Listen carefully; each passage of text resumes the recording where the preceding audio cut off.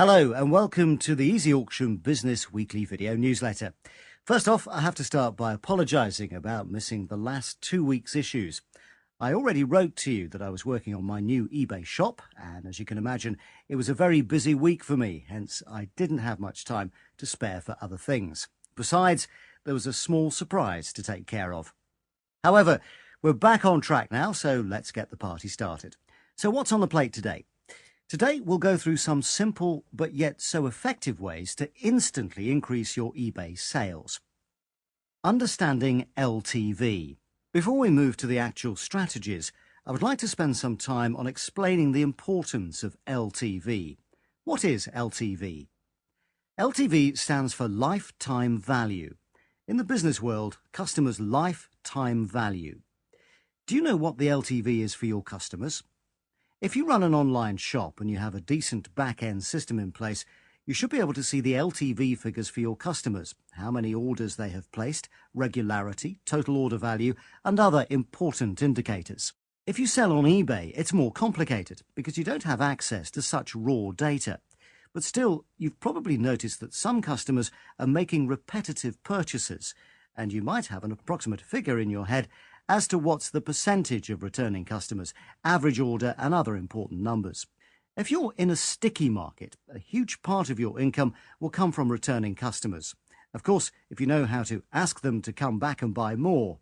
In general, if the products that you sell are good and buyers are satisfied with the service you provide, they will come back to you for more stuff, no doubt about that. Why would they want to take unnecessary risks by looking for an alternative seller? You see, the biggest fear that the majority of buyers face when shopping online is to make a mistake. They are afraid that they'll be scammed, packages won't be delivered, or there'll be a shipping delay. They are afraid that they won't receive the exact same item as listed in the auction listing. These are facts, proven facts, and common sense. Once the buyer makes the first transaction with you, and everything from the point of making the payment till the delivery of the goods goes smoothly, he's yours. Next time, all the fear will be gone, as the buyer already has good experience with you. So there's very little effort required from your side to convince him of the safety of the next purchases. What's sticky market? The stickier the market, the better results you'll get. What is a sticky market? No, it has nothing to do with a 2-year-old baby. Here are some examples of sticky products and markets. Ink cartridges. Obviously, people who buy ink cartridges need them on a regular basis. In a market like this, LTV of a customer can be very high, even though the product is very cheap. Pet supplies. If you sell dog food, for example, and you provide great products for great prices along with a great service, you'll most likely get a lot of repetitive customers. DVDs. Movie fans are crazy folks, especially those who build up their collections. They buy anything from 5 to 20 DVDs each month and are great repetitive customers. And here are some examples of non-sticky markets. Plasma TVs. Once they buy, they're gone. They won't be looking for a new plasma TV next month.